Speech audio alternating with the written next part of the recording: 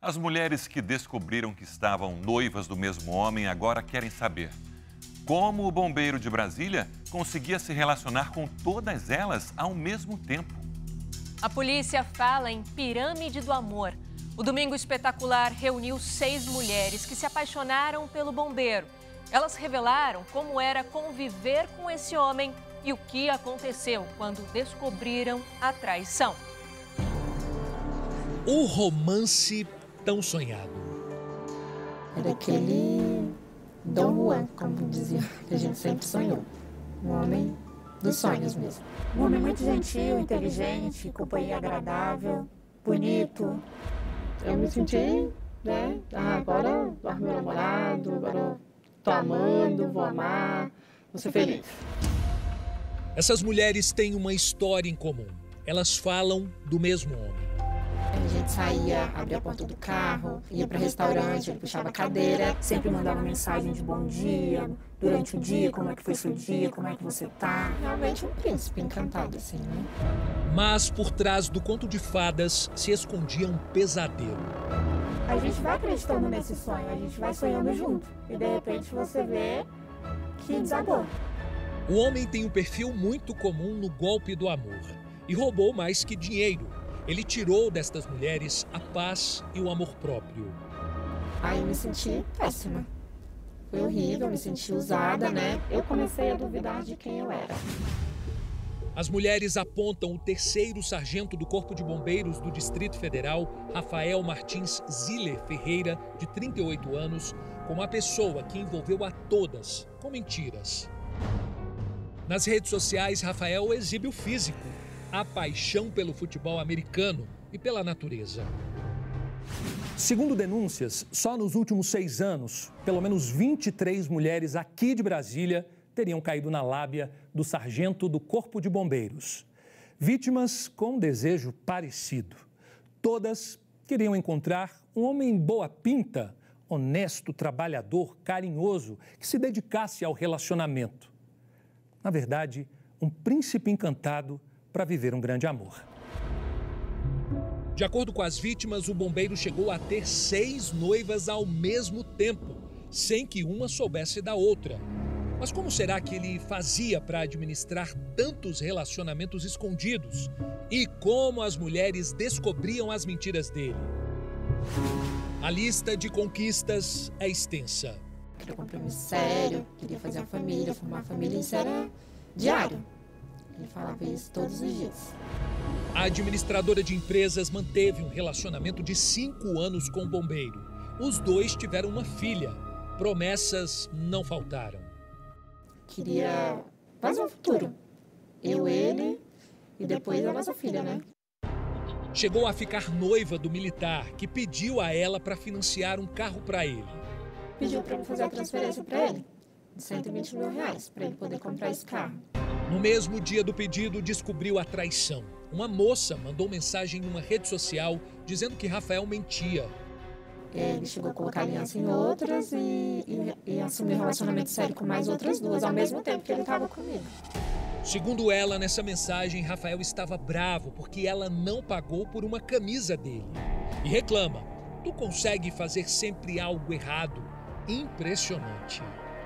No caso do estelionato emocional, ele usa exatamente da emoção, da paixão da mulher por ele, da confiança que ela tem. E isso causa um dano, além do dano patrimonial, ele vai causar um dano emocional gigantesco. Em seguida, vieram as ameaças e a violência. Chegou a invadir a minha casa, eu dormindo no meio da noite, no meio da madrugada, ele arrebentou o cadeado, entrou na minha casa para ver se tinha alguém comigo lá, com a arma. As vítimas do militar eram abordadas praticamente da mesma maneira, por meio de mensagens pelas redes sociais.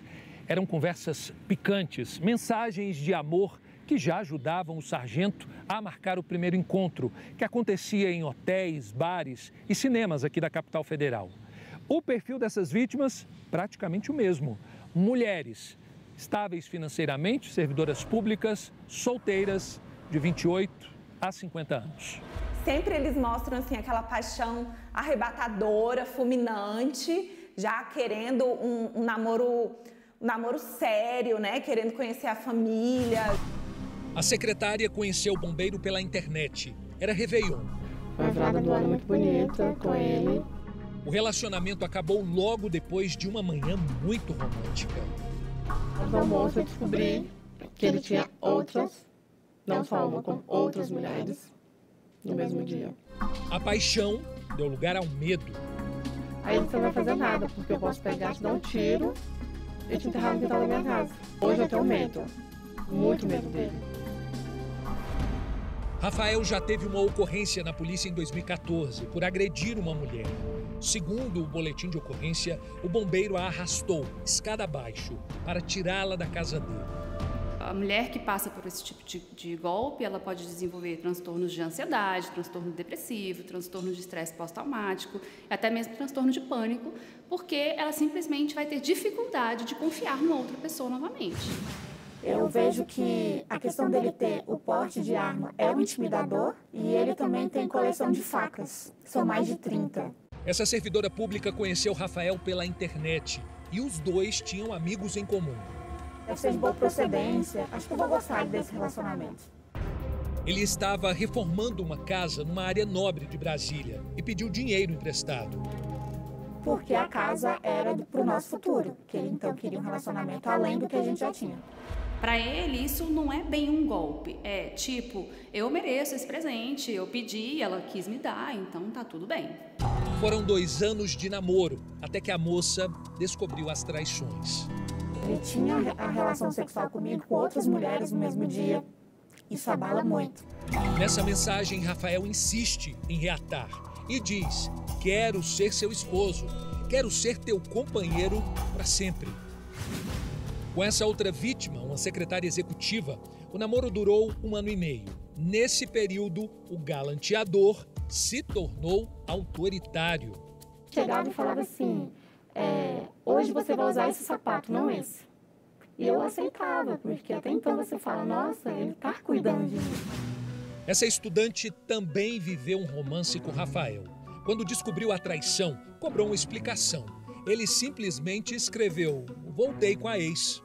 A moça não consegue entender como ele dava conta de tantos relacionamentos ao mesmo tempo. Como ele sempre estava comigo no almoço, sempre estava comigo em jantares, a gente sempre conversava, como ele tinha tempo de ter outra. A estratégia era dominar as redes sociais. Com isso, bloqueava algumas mulheres para que as outras não vissem as postagens. Depois, desbloqueava de novo, de acordo com o cronograma de cada namorada. Ele tirava fotos com elas, mas só publicava nas redes por 24 horas. Assim, só via a postagem quem ele quisesse.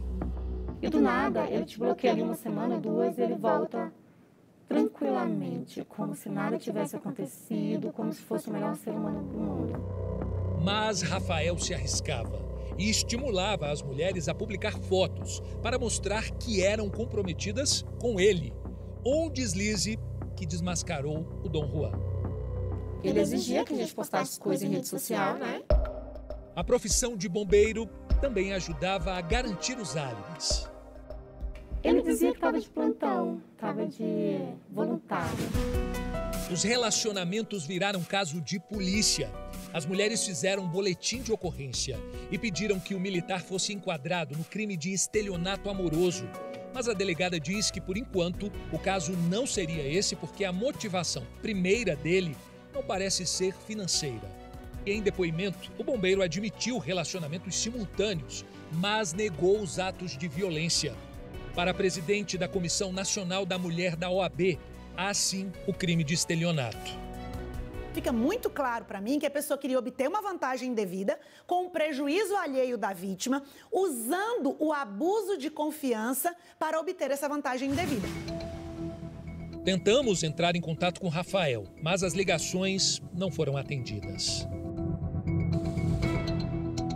Em nota, a defesa dele diz que a investigação tem a colaboração voluntária integral de Rafael e que qualquer conclusão nesse momento é especulativa e temerária. Afirma ainda que ele vai se manter reservado e amparado constitucionalmente pela presunção de inocência. A ouvidoria do Corpo de Bombeiros abriu um processo interno. Rafael teve o porte de arma suspenso. Em nota, a corporação afirma ser contrária a qualquer forma de violência, seja física, verbal ou psicológica, e que Rafael está neste momento em dispensa médica. Para as vítimas do colecionador de romances, o desafio é retomar a vida. A questão psicológica é a pior, porque a financeira a gente recupera com mais facilidade.